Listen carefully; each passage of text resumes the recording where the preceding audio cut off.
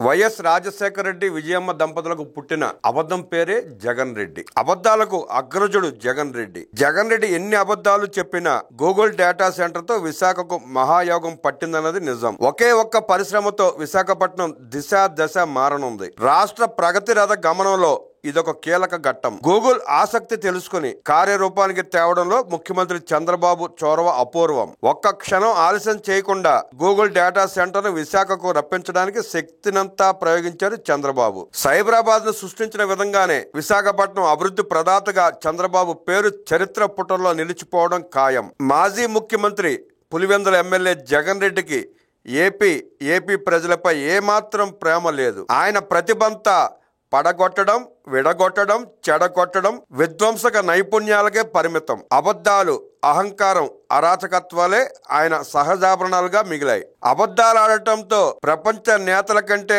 6 ఆకులు ఎక్కువే చదివిన జగన్ రెడ్డి ఇంట్లో కూర్చుని సొంత మురికి మీడియా మైకుల ముందు గూగుల్ డేటా సెంటర్ను తానే తెచ్చానని చెప్పుకోవడం చూస్తుంటే నక్కలు నీతి శతకాలు వల్లివేస్తున్నట్లుంది. గత కొంతకాలంగా కూటమి ప్రభుత్వంపై బురద చల్లేందుకు ఎంతటి నీచానికైనా దిగజారతాననే ప్రకటనలు, ప్రవర్తనతో చెప్పుకుంటూనే ఉన్నారు. తాజాగా ఆదాని గ్రూప్ కేంద్రం వైసీపీ ప్రభుత్వం చూపిన చొరవ వల్లే ఇది సాధ్యమైందని మురికి మీడియా మైకుల ముందు పచ్చి అబద్ధాలు వల్లెవేయడం జగన్ రెడ్డికే చెల్లింది. విశాఖ మహానగరంలో దాదాపు 70,000 కోట్ల రూపాయల పెట్టుబడితో డేటా పార్క్, సోలార్ పార్కుల ఏర్పాటుకు ముందుకొచ్చిన ఆదాని గ్రూప్ సంస్థతో 2019 జనవరి 9న అప్పటి టీడీపీ ప్రభుత్వం ఒప్పందం కుదుర్చుకుంది. విశాఖలో 400 ఎకరాల విస్తీర్ణంలో గిగావాట్ డేటా సెంటర్ 3 కేంద్రాలతో ఏర్పాటు చేయాలని, 5 గిగావాట్ సామర్థ్యంతో సోలార్ పార్కులు నెలకొల్పాలని నిర్ణయించారు. ఒప్పందం జరిగిన 35 రోజుల వ్యవధిలోనే విశాఖలోని కాపులుప్పాడులో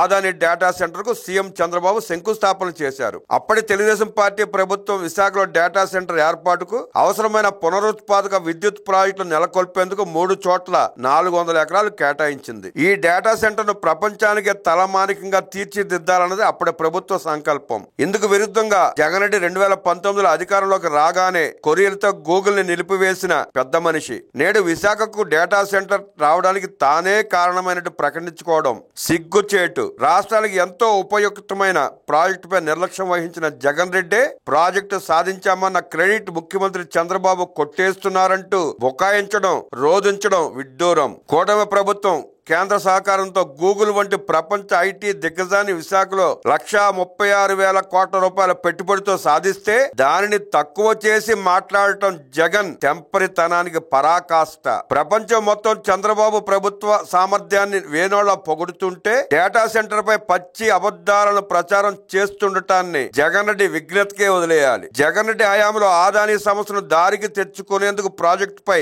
సమీక్షల పేరిట ఆలస్యం చేశాడు. దీర్ఘకాలిక ప్రణాళికలు తమకు వద్దని, 3 ఏళ్లలో ఏం చేస్తారో చెప్పాలంటూ మోకాలు అడ్డుపెట్టింది జగన్ రెడ్డి. పాత ఒప్పందం రద్దు చేస్తున్నామని కొత్త ప్రతిపాదనతో రావాలనడంతో ప్రాజెక్ట్ పరిధిని ఆదాని సంస్థ పరిమితం చేసేసింది. అలా 2023లో ఆదాని డేటా సెంటర్ కు జగన్ మళ్లీ శంకుస్థాపన చేసినా ఒక్క అడుగు కూడా ముందుకు సాగలేదు. తనకు ఏమాత్రం సంబంధం లేని గూగుల్ డేటా సెంటర్ లో క్రెడిట్ వాటా ఇవ్వాలని కోరుకోవడం జగన్ రెడ్డి నీతి మాలిన రాజకీయాలకు పరాకాష్ట. కూటమి అధికారంలోకి వచ్చాక పెట్టుబడుల ఆకర్షణకు ప్రభుత్వం అనుసరిస్తున్న ఫ్రెండ్లీ విధానాలు నచ్చే విశాఖపట్నంలో పెట్టుబడులకు గూగుల్ సంస్థ ప్రతిపాదనతో ముందుకొచ్చింది. ఇప్పుడున్న పన్ను విధానాలను మార్చి భవిష్యత్తులో పెంచితే ఎలాగాని డైలమాలో ఉన్న నేపథ్యంలో సీఎం చంద్రబాబు ప్రధానిని కలిసి సమస్య వివరించారు. పన్ను విధానంలో మార్పు ఉండదని, భవిష్యత్తులో పెంచబోమని మోదీ హామీ ఇచ్చాకే గూగుల్ ని ఆహ్వానించారు. పన్ను పెంచబోమన్న ప్రధాని హామీతో గూగుల్ కి భరోసా దక్కింది.